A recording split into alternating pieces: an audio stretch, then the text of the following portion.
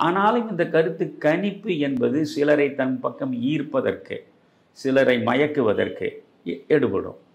அதனால் காங்கிரஸ் ஒருவேளை நாம் இந்த திமுகவோடு இருப்பதை விட திமுகவுக்கு எதிராக மக்களுடைய மனோநிலை இருக்கிறது, திமுகவுக்கு எதிராக விஜய்க்கு மிகப்பெரிய வரவேற்பு இருக்கிறது என்றால் அவர்கள் திமுகவின் முதுகில் கத்தி எடுத்து குத்துவதற்கு ஒரு நொடி கூட தயங்க மாட்டார்கள்.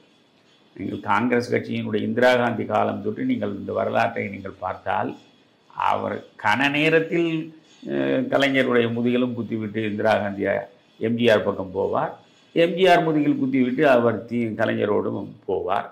அதனால் காங்கிரஸ் எப்பொழுதுமே நம்பக்கூடிய ஒரு இடத்தில் இருக்காது.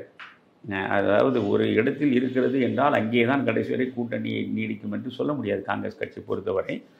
இந்த நிலையில் அவர்கள் விஜய்க்கு ஒரு வலுவான வரவேற்பு தமிழகத்தில் இருக்கிறது என்ற நிலை உறுதிப்பட்டால்